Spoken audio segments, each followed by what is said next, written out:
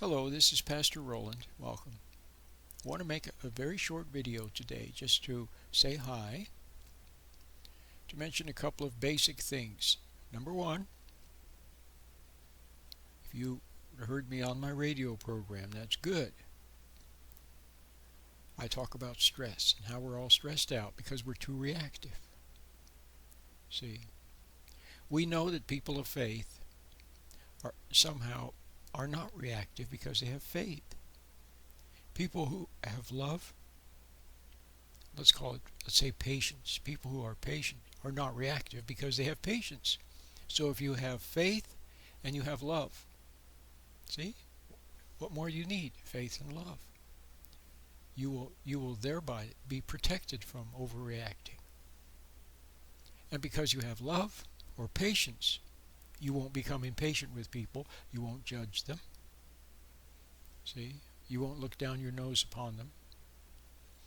And because you don't judge people, it's the difference between discerning and judging. Okay, discerning is okay.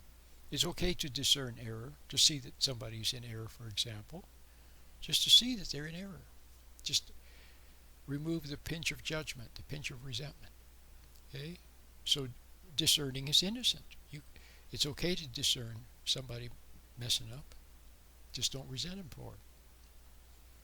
Okay, so if you went through life discerning, see, not looking for error, not looking everywhere and watching for people to mess up, no, but just going about your business, and then occasionally you see somebody making a mistake, then you wouldn't hate them for it, you wouldn't resent them for it.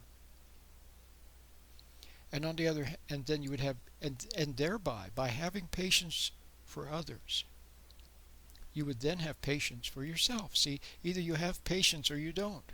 Either you have love or you don't. Okay? If you resent other people, you don't have any love. You don't have love. I'm sorry. If you resent your kids, you don't have love. You resent your partner, you don't have love. When you judge other people, okay, if you judge your husband, okay, if you judge men, you don't have love. You may make up for it. You have what appears to be love. You go out and serve everybody and do all kinds of wonderful things for people, and see, but it's all what? For what purpose? To make yourself look good. See, to convince yourself that you're a nice person because everybody says you're a nice person, and to get rid of guilt. The guilt for judging and resenting. So if you have patience, then you have patience for who? You have patience for your children, patience with your partner, patience for other people that you meet, and also patience for yourself. See, some people turn their hatred on themselves. They turn judgment on themselves. They turn resentment on themselves. See? So they don't have love.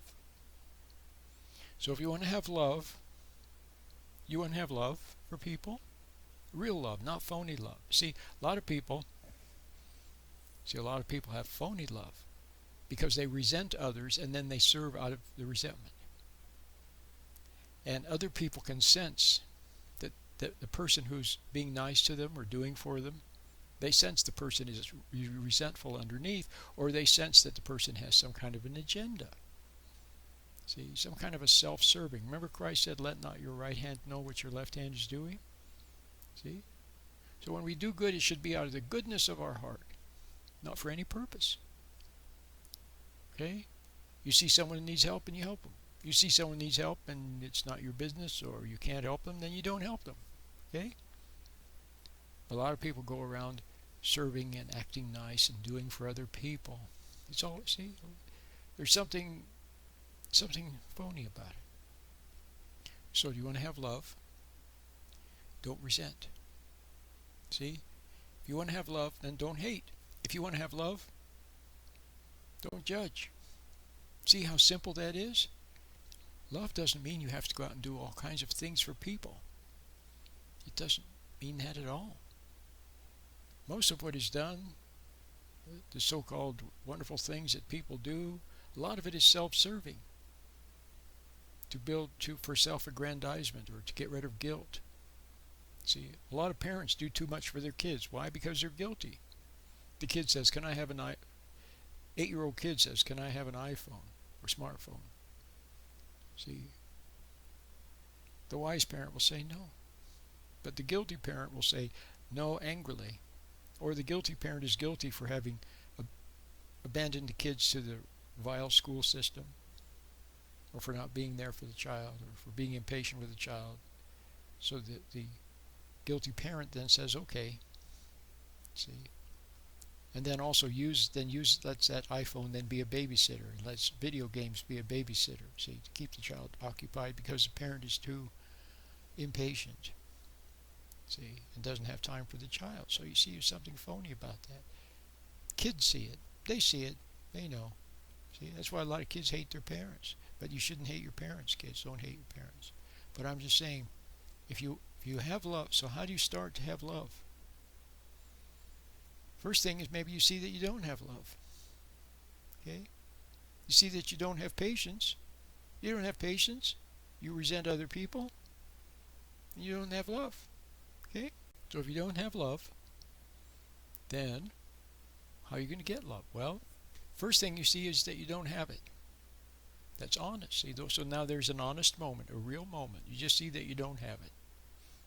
You don't try to do anything about it. You don't try to roll up your sleeves and make yourself look wonderful. That would be just another ego way of trying to make yourself look good. Now we talked about faith. See, if you have faith, then you won't worry. Worry is a false faith.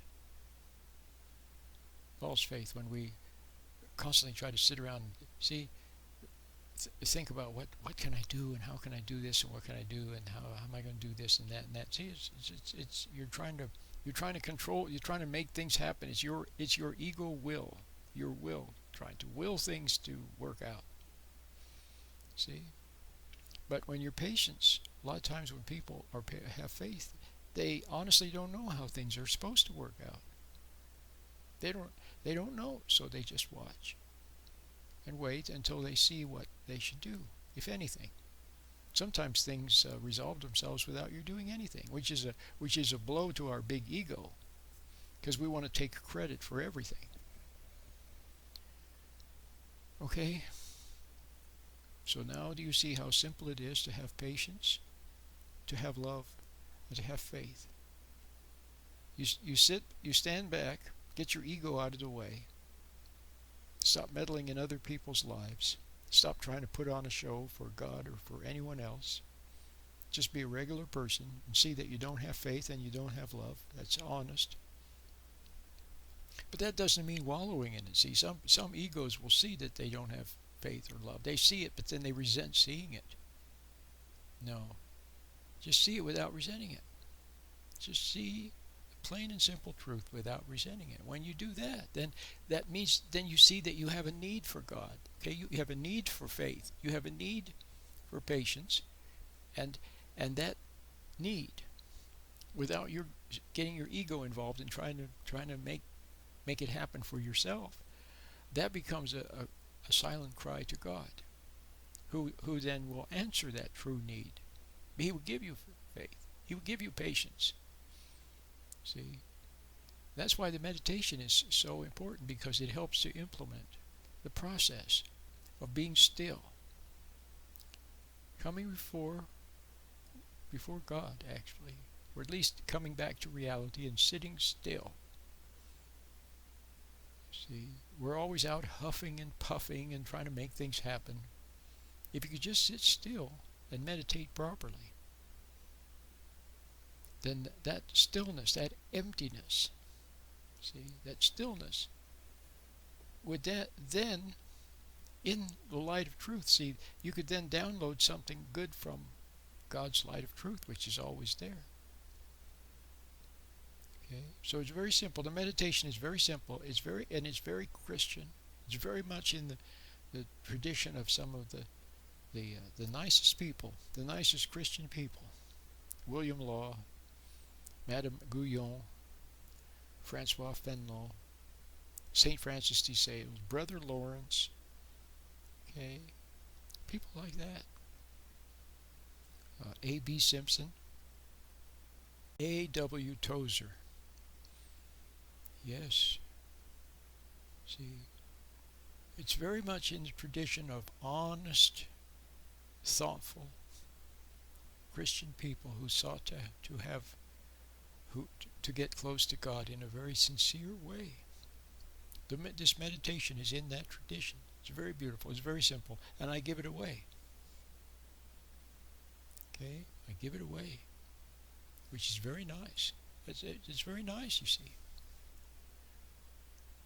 So may I recommend you try the meditation. Listen to my radio program. Try the meditation, so you can stand back from your thoughts, your imagination. Okay.